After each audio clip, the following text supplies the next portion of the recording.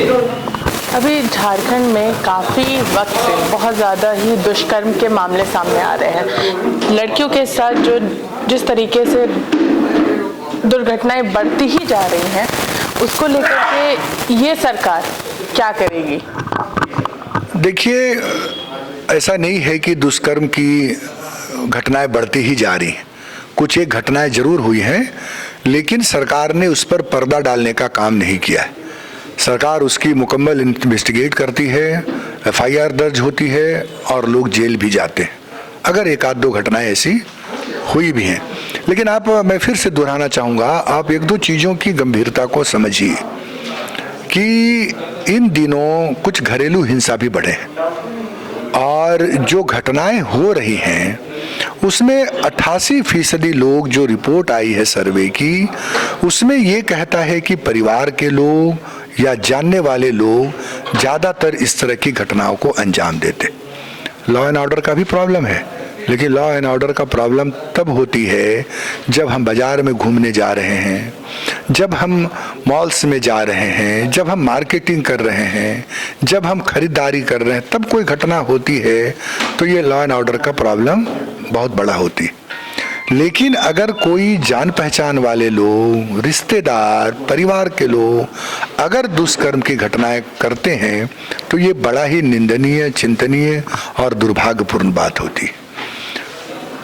और जहाँ तक बात है कानून का, तो आप देखिए इधर पूरे देश के अंदर में ये घटनाएं जहाँ जहाँ किसी की, मैं ये सरकारों पर इसको नहीं कहना चाहता हूँ, इसलिए कि मैं बार बार ये कहता हूँ कि हम कहें कि हमारे सरकार में बढ़ी, उसके सरकार में कम हुई, उसमें बढ़ी, हम कम किए। ये एक भी घटना अगर दुष्कर्म की होती है तो इससे मानवता शर्मसार होती है।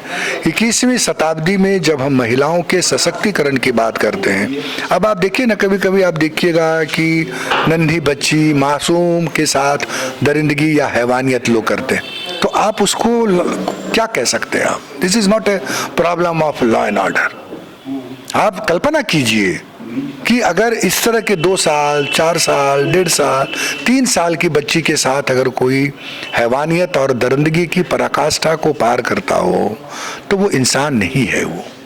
लेकिन आपको क्या लगता है कि अगर हमारे देश में कुछ इसको लेकर के एक कड़ा एक्शन लिया जाए, तुरंत के तुरंत इसका एक कड़ा एक्शन लिया जाए, तो इस तरीके की जो मानसिकता लोगों के बीच में, चाहे वो पारिवारिक हो या फिर कोई और बाहर के लोग हो, तो वो उस चीज़ से डर खाएंगे तो दूर रहेंगे इन सारी चीज़ों से। क्या आपको नहीं लगता कि यहाँ पर लॉ एंड ऑर्डर बहुत ज़्यादा ज़रूरी सामने आएगा? बिल्कुल सही सवाल है आपके और एकदम माकूल प्रश्न आपने उठाया है। देखिए, निर्भया हत्याकांड के बाद देश में बहुत बड़े आंदोलन हुए और लोगों ने कहा कि फास्ट ट्रैक बननी चाहिए, कानून भी बने। यूपीए की सरकार ने राष्ट्रपति तक जो है उस कानून को बहुत जल्द इम्प्लीमेंट भी कराया कि फास्ट ट्रैक के माध्यम से तुरंत इस पर सज़ा मुकर्रर होंगे और फांसी की सज़ा होनी चाहिए। आप देखिए, उधर साउथ में एक बड़ी घटना हुई थी, लोगों ने जो है उसको इनकाउंटर कर दिया था। लोग चाहते हैं त्वरित कार्रवाई, चाहते हैं लोग, ये नहीं चाहते हैं कि दुष्कर्म की घटनाओं पर पर्दा डाला जाए या विलंब किया जाए। हमारी कानून व्यवस्था ऐसी है कि वर्षों लग जाते हैं इंसाफ मिलते मिलते। तो इसके लिए देश ने कई बड़े बड़े आंदोलन किए। मैं कहूँगा कि इसमें बीजेपी की सरकार, केंद्र की सरकार विफल रही, फास्ट ट्रैक न बना पाई। जो विक्टिम थे उसके लिए अलग से फंड की व्यवस्था की गई थी, वो भी इस सरकार ने नहीं कर पाई।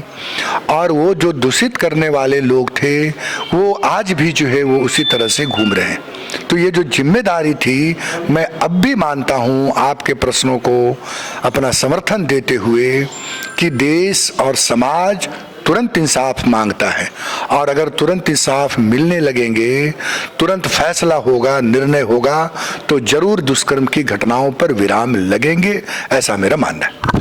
क्या आपको ये लगता है कि अभी प्रशासन नाकामयाब रही उस लड़की का सही परिवार और उसका सर ढूंढने में? क्योंकि अब लड़की का धड़ अलग और सर अलग, लेकिन अभी तक सर की प्राप्ति नहीं हुई और ना परिवार का पता चला है? नहीं, मैं इसमें नहीं मानता हूं कि जो है वो विफलता है हमारी। हम ये मानते हैं कि हमने खुद से समाज के सामने उस घटना को लाया है। किसी को पता नहीं था, आप भी नहीं जानते थे, मीडिया के लोग भी नहीं जानते थे। पुलिस ने खुद से बताया कि हाँ, इस तरह की घटना यहाँ पर हुई है। हम चाहते तो पर्दा डाल सकते हैं। यही इस सरकार की सबसे बड़ी ईमानदार नीयत है कि हम पर्दा नहीं डालते हैं, चाहे वो हाथरस की घटना हो या परसों सुना है कि गुजरात में भी जो है कोई एक बहुत बड़ी हैवानियत की घटना हुई है, सोशल मीडिया पर चल रहा था। हमारा नहीं मानना है कि घटना अगर हुई है, अब मैंने कहा कि अब क्या है इसके पीछे का रीजन, ये पता कर रहे हैं। सरकार ने इनामों की भी घोषणा की है। एक परिवार जब सामने आया तो आपने देखा उस लड़की ने क्या कहा। उस लड़की ने कहा कि मैं अपने घर नहीं जाऊंगी, अपने माँ बाप से मेरी जान को खतरा है। खूंटी में जिस पत्रकार के बेटे की हत्या हुई है, उसमें पुलिस जो इन्वेस्टिगेट कर रही है, वो बार बार कह रही है कि शक की सुई परिवार के ऊपर में जा रही। इसलिए धैर्य रखिए। आप इमीडिएट तुरंत से ये नहीं कह सकते हैं कि क्या हो गया है घटना। समाज का नैतिक पतन होते जा रहे हैं, लोगों का चारित्रिक पतन होते जा रहा है। इसलिए इतना जल्दी आप फैसले पर मत पहुंचिए। आप देखिएगा कि जरूर इसके पर्दाफाश होंगे, और चूंकि इसमें विलंब इसलिए हो रही है कि लोगों को मालूम नहीं है। बीजेपी की महिलाएं और जो वहाँ पे राजभवन के समीप धरना कर रहे हैं, उनका कहना है कि अब कहाँ है वो लोग जो हर बार देश में अलग अलग जगह पे इन सारी घटनाओं को अंजाम दे रहे थे, उन लोगों के लिए न्याय मांगने के लिए कैंडल मार्च निकाल रहे थे, अब कहाँ है? कैंडल मार्च तो इन्होंने ही किया, हम तो कभी कैंडल मार्च किए नहीं।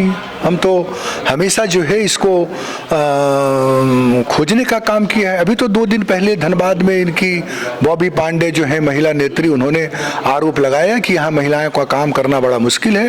बीजेपी के नेता जो है महिलाओं पर बुरी नज़र रखते हैं। 2 दिन पहले की बात, इनसे पूछिएगा।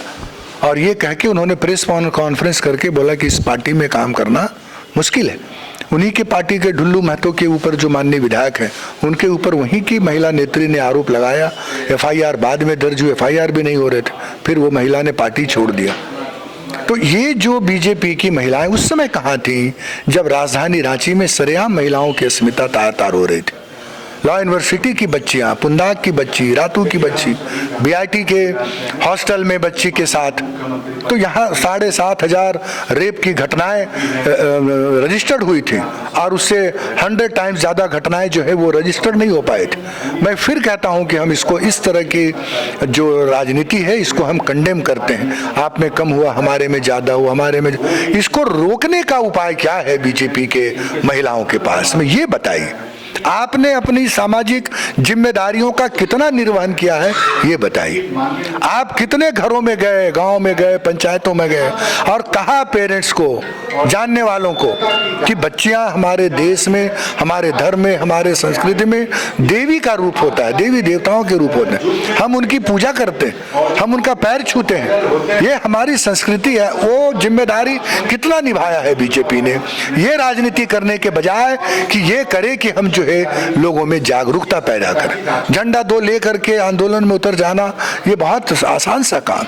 20 वर्षों में किसकी सरकार थी झारखंड, क्यों नहीं रोका इसको? हमारे कार्यकाल में हमारे यहाँ भी अगर होते हैं तो हमारे लिए भी उतना ही दुखद है जितना 6 साल पहले हुआ था। आपको याद होगा, निर्भया घटना के तुरंत बाद जब बीजेपी की सरकार बनी थी तो दिवंगत नेता आदरणीय अरुण जेटली जी थे। रोज घटनाएं हो रही थी दिल्ली में और बड़े बड़े छपते थे। अरुण जेटली का बयान था घटना के 3 महीने के बाद कि बलात्कार की घटनाओं या अनाचार की घटनाओं को इस प्रकार से प्रचारित करने से दुनिया में भारत की स्थिति बहुत कमजोर होती है, वैश्विक बाजार में भारत को काफ़ी नुकसान उठाना पड़ता है। ये स्टेटमेंट था दिवंगत नेता हमारे अरुण जेटली जी का। तो आप समझ सकते हैं कि ये इस तरह के भारतीय जनता पार्टी के नेता हैं। इनके पास बताइए कोई थर्मामीटर है इसको रोकने का, क्या करना चाहिए? हम सबकी, एक एक व्यक्ति की जिम्मेदारी है इस तरह के अनाचार को रोकने।